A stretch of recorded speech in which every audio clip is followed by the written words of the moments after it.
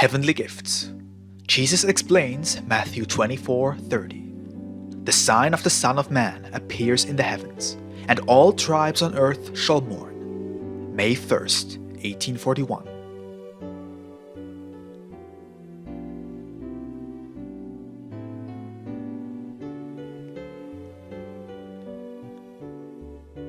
Hans H. asked for an explanation of Matthew chapter 24:30. And then the sign of the Son of Man appears in the heavens. Then all the peoples on earth shall mourn, and see the Son of Man come in the clouds of heaven, with great strength and glory.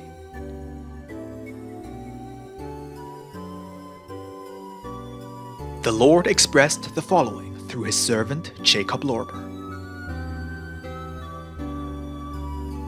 Don't you know what difference prevails between the sign and the Son of Man? And don't you know what is meant by heaven?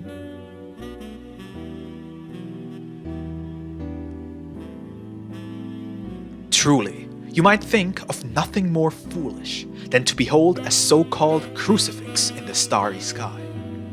Just ask yourself, of what use would it be to the world if they beheld not just one, but an entire legion of crucifixes in the sky? Would that make people better in their hearts? Oh, certainly not. Wouldn't the scholars be at hand immediately and declare all of these crucifixes the spawn of a sanctimonious deceit? And would they not want to prove that all the crucifixes floating in the sky are of none other than aerostatic origin and have risen by appointment of the Jesuit colleges?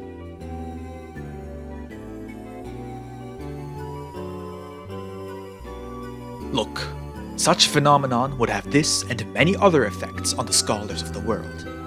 Yes, mathematics scholars would even try to explain such phenomenons through optics.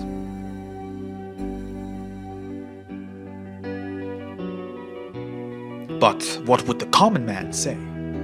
I tell you, he would fall silent as a result of excessive fear, because after witnessing such an event, it would be clear to him that the day of judgment is at the door, according to the erroneously planted doctrine.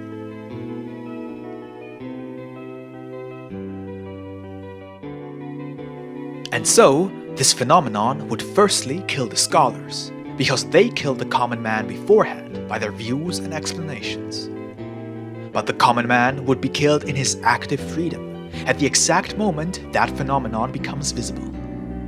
That would be the benefit of such a manifestation.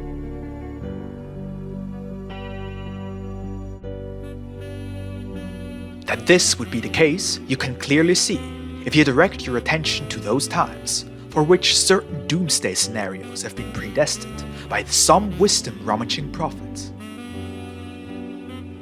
Look how some people partly despaired, partly laughed, and partly gave in to wolvery and other indulgences.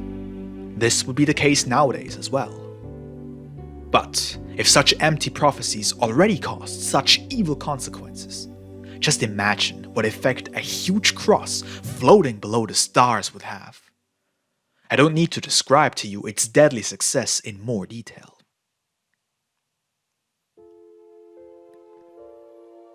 However, by heaven, the following is to be understood: the entire truth of faith from the Word, which is the Church in its authenticity. The sign of the Son of Man, however, is the love that was reawakened in this Church, with all its heavenly attributes, like mercy, patience, gentleness, humility, submission, obedience, and tolerance of all grievances of the cross. See, this living sign of the Son of Man will appear in the heaven of the inner, eternal life, and it will not kill. Instead, it will very much revive. Of course, on such an occasion, the world-addicted peoples of the earth will wail, lament, and mourn, because all their hellish delusion, consisting in all these countless articles of sale and purchase, will get out, of course.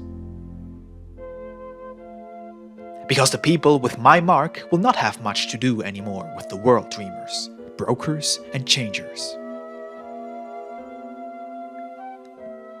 They will focus their eyes only there where they will behold the Son of Man descending upon the clouds of heaven with great power and glory, which is the living word in the heart of man, or my eternal love in its fullness, and therefore it is of great power and glory. And the clouds of heaven are the infinite wisdom itself in this living word. Look, this is the long and short of this text.